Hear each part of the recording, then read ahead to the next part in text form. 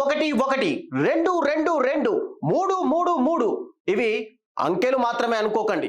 EAMCET, neat, IIT, civils వంటి పోటీ పరీక్షల ఫలితాలు వచ్చినప్పుడు టీవీల్లోనూ పత్రికల్లోనూ వినిపించే కనిపించే ర్యాంకులు ఇవి. ఇకపై ఇలా నెంబర్లు చెప్పడమే కాదు, అది నిజంగా ఆ కోచింగ్ సెంటర్లో చదవడం వల్లనే వచ్చిందా, ఒకవేళ చదివితే ఎన్ని నెలలు చదివారు, ఎంత ఫీజు వసూలు చేశారు, ఇలా సమస్తం చెప్పాల్సిందే. కోచింగ్ సెంటర్లు చేసే ప్రకటనలకు సంబంధించి కొత్త మార్గదర్శకాలను కేంద్ర ప్రభుత్వం తీసుకొచ్చింది.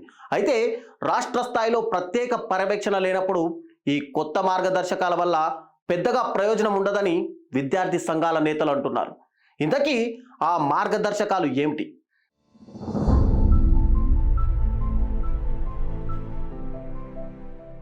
తప్పుదోవ పట్టించే కోచింగ్ సెంటర్ల ప్రకటనలకు కేంద్ర ప్రభుత్వం కొత్త నిబంధనలతో అడ్డుకట్ట పడుతుందా?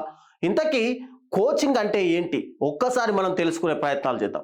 విద్యాపరంగా చేసే బోధన, గైడెన్స్, సలహాలు, సూచనలు, విద్యాపరమైన కార్యక్రమాలు, ట్యూషన్లు వంటివన్నీ కూడా కోచింగ్ కిందకే వస్తాయి. కనీసం 50 మంది కంటే ఎక్కువ మంది కోచింగ్ ఇచ్చే కేంద్రాలే కోచింగ్ సెంటర్ల కిందకు వస్తాయి. అయితే ఇందులో counselling, sports, dance, theatre arts, ఇతర సృజనాత్మక కార్యక్రమాలు మాత్రం ఈ కోవలోకి రావు.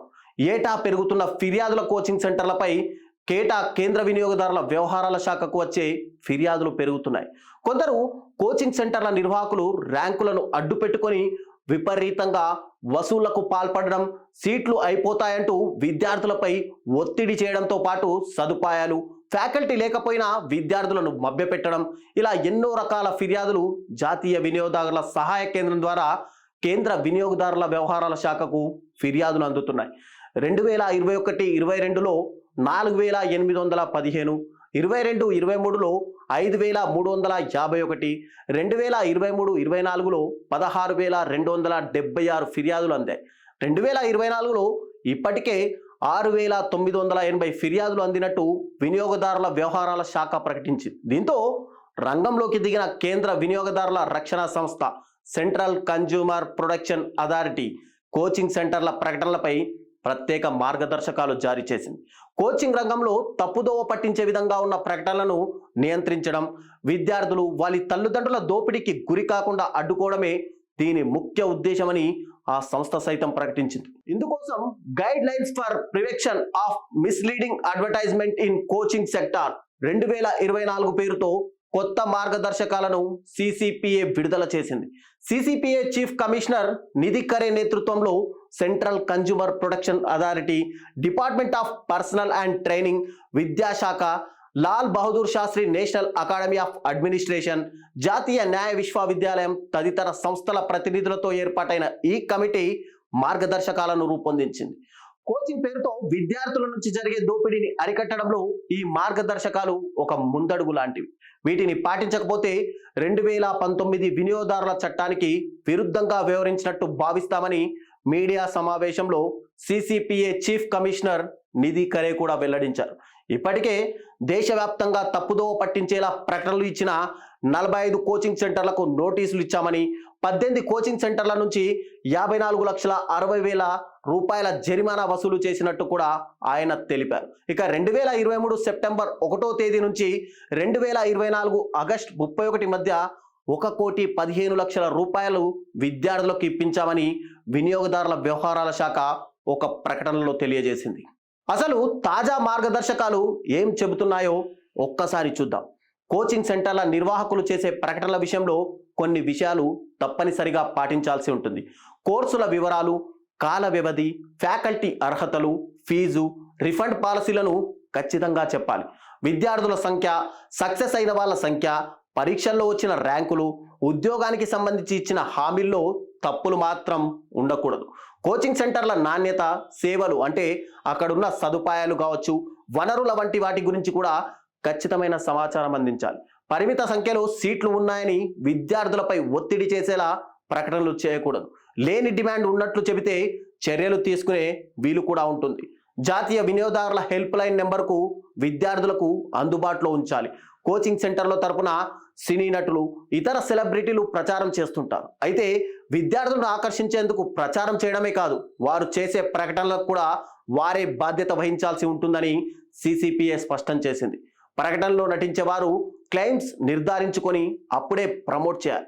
ఒకవేళ తప్పుడు ప్రకటనలు చేసినా, తప్పుదో పట్టించేలా ప్రకటనలు నటించినా కోచింగ్ సెంటర్లతో పాటు ప్రచారకర్తలు కూడా బాధ్యత వహించాల్సి ఉంటుంది.